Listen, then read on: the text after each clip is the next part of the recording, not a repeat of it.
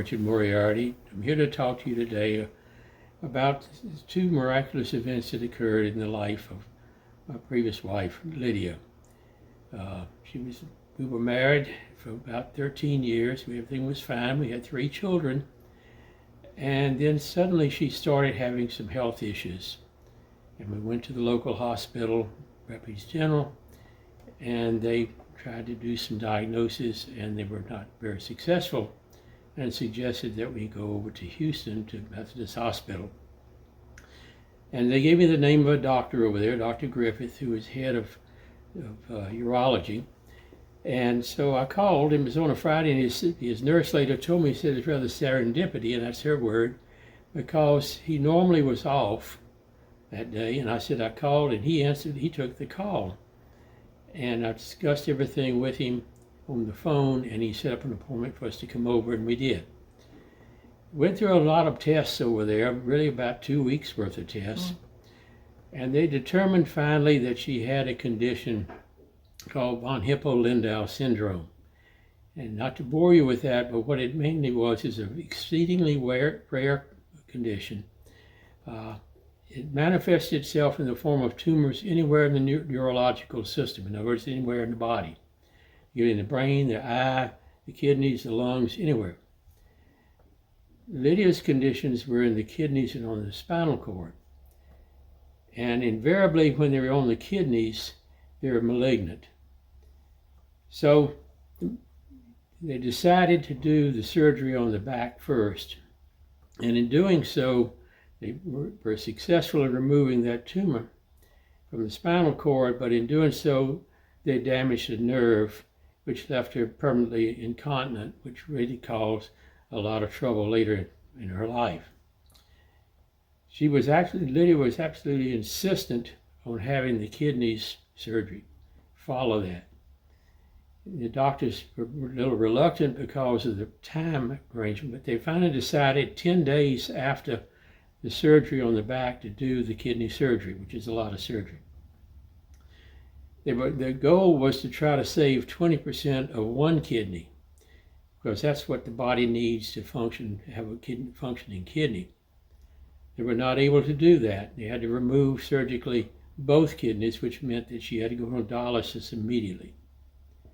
So after 2 months there in Texas, we returned to Alexandria. And she started her regimen on the dialysis. They were scheduled a return to Texas, to Methodist Hospital, about 2 months after the initial surgery. And we went back over there. And it was just going to be a quick trip and come home. Well, we were there on a Saturday, and she was getting ready to have lunch. Up in the bed, they'd run a bunch of tests.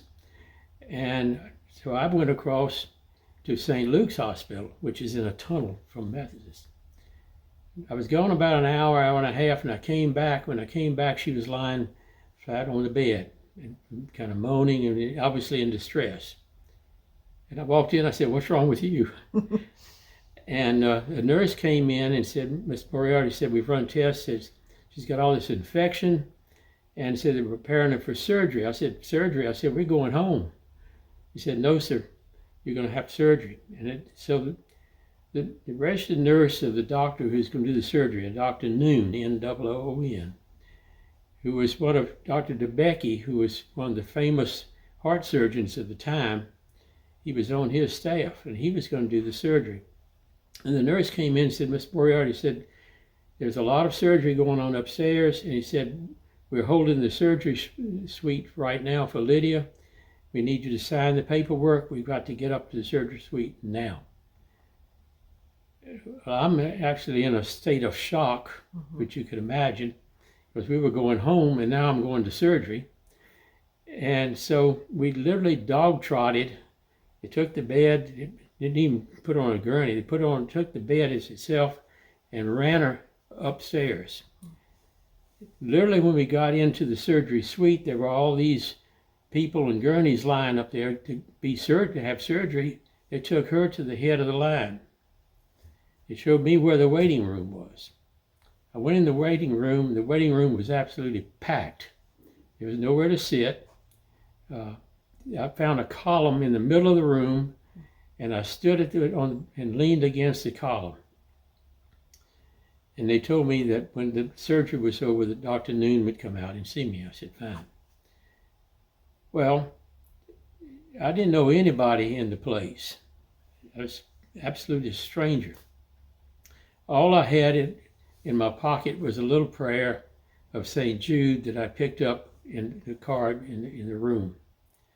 And I stood there for 4 hours, not moving, not saying anything to anybody, looking at that card and reading it, saying a prayer for 4 hours.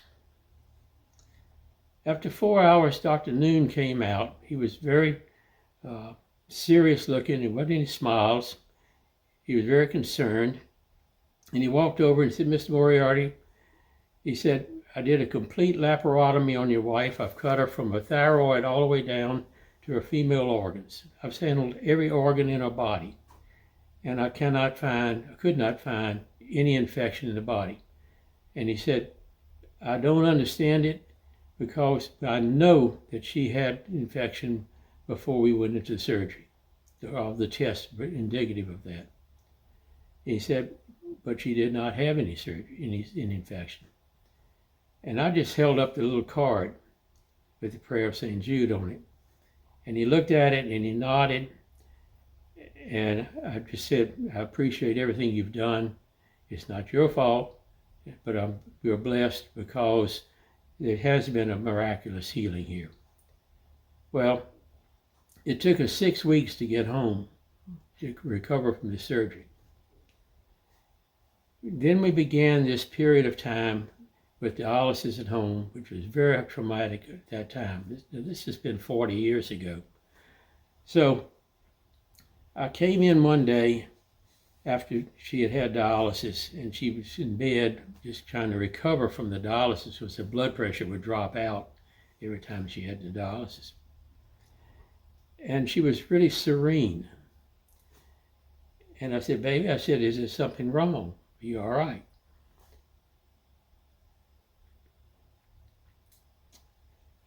And at that point, she said, I saw the Blessed Mother, and she talked to me. I said, really? I said, tell me what she said.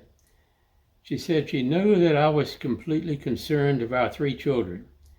Because this von Hipel is a hereditary type of thing, that one of the children would have to go through the same troubles that I've gone through. And she told me that none of the children would inherit this disease. Well, I said, we talked about that a little bit, and each time she had some problems and was really concerned, I would remind her of Lydia's miracle because she referred to it as my miracle. And she got really quiet again, and it gave her some peace. She passed away a while later, and after about, I'm going to say, it was almost a year after she died, because she was only 38 years old when she died, I got a call from NIH, it's National Institute of Health in Bethesda, Maryland. And they asked if the children would participate in a study they were doing on von Hipel Lindau. And they needed to come up there. There was no expense to the family to come up to Bethesda, Maryland. So we talked about it within the family and decided, yes, we'd do that. So we did. And they put the kids through one of the toughest exam situations I've ever seen. Every kind of x-ray, every kind of CAT scan, every kind of blood test, every kind of other test you could imagine they did. And the kids were like troopers. So we were up there for about a week, and then we came home, and there was some indication that one of the children, mainly my daughter Mary, might have inherited this von Hipel. Well, about 6 weeks later, the doctor called me, Dr. Sabar. He was head of immunobiology at NIH.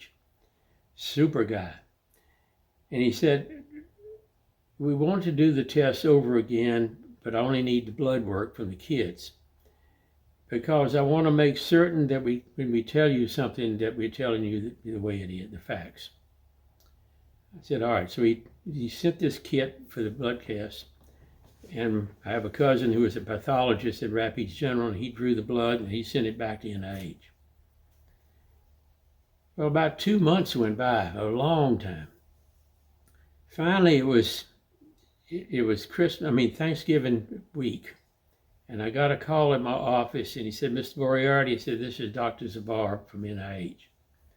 He said, I'm sorry it's taken me so long to get back with you with the results of the test, but something has changed in these tests from the initial ones.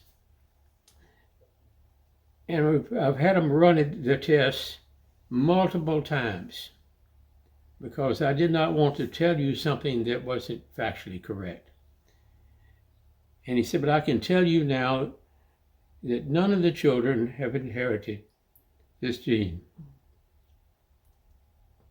He said, we don't understand it, but he said, if you want a second opinion, I can put you in touch with some doctors at Johns Hopkins, and they will run the tests as well.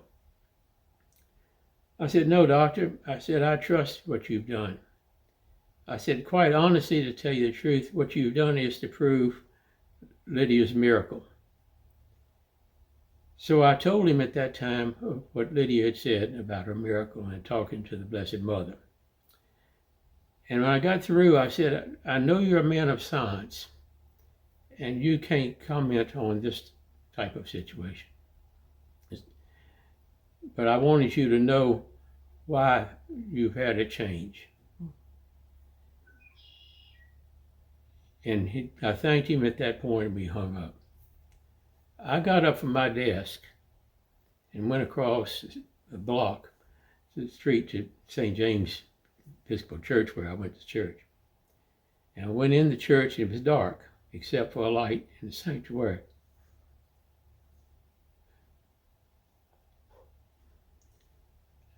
And I knelt. Sorry. It's okay. And said a prayer.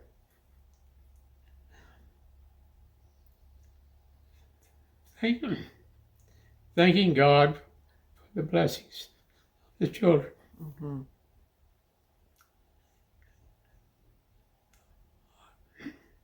Honestly, I felt as though I was the leper healed by Christ. Mm. The leper that turned and went back and went said back thank to you. see Christ and thanked him for healing. Mm-hmm. It's that type of event in our lives. Mm-hmm. To see the trauma that their mother had experienced for 2.5 years. Mm-hmm. To be hospitalized 10 times in 2.5 years. For a month or 6 weeks at a time. And then to pass from this life. Was the ordeal that their mother did not want them to endure. Right. And that is what she and the Blessed Mother discussed. And she was promised that they would not have to endure that. Mm. And they have not, did not, and will not. Mm-hmm. With that condition. Mm-hmm. Between the Dr. Noon and the infection, which he could not explain, and my prayers at that time. And then what happened with the children. Let no one tell you that God does not answer. Mm-hmm. Does not answer your prayers. It does not answer the prayers. Mm-hmm. Mm-hmm. Prayer works. Yes. Yes, it does. But it works in God's way, God's time, and way He decides that He wants things to happen. Mm-hmm. Sometimes we just have to understand life and how it's handed out to us. Mm-hmm. Yeah, we can count on him being faithful no matter what the outcome. No matter what the outcome. But in your God doesn't seek to do people harm, but in our eyes, we see things one way. He understands what the future is. Mm-hmm. Mm-hmm. And your children are living out the blessing that was prophesied over them. Oh, yeah. And what a miracle, because like you said, it's been almost 40 years. Well, both of their aunts had some type of cancer, von Hipel. Mm-hmm. One of their cousins has had 2 brain surgeries. She's still alive. Mm-hmm. One of the other little boys, his cousins, has had, and I don't remember where his was, but he's still alive. Mm-hmm. But they're going through ordeals of life as a result of this insidious type of disease. Our 3 children have been spared that by the grace of God. Mm-hmm. And that is the story of this von Hipel. It's a wonderful story of hope and praying and believing and seeing God as your only hope for your family. And he proved himself in a miraculous way 2 different times. 2 different times. It's two totally different situations. It just is a miracle. Mm-hmm. It's 2 miracles, quite honestly. That's the only way you can look at it. When a doctor as famous as Dr. Noon comes out and says, I can't understand what happened. Mm-hmm. And you hold up, all you got is a little card. Right. With a prayer. And then the other was the Dr. Zabar saying, something has changed in the results of our tests. Well, the results would change because God wanted them changed. Mm-hmm. Yeah, he was working out the promise. Right.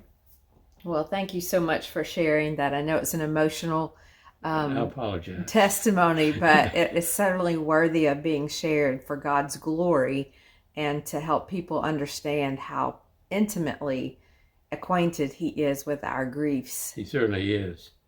He certainly is. And God is right there with every one of us. Mm-hmm. We just sometimes forget about it. Right.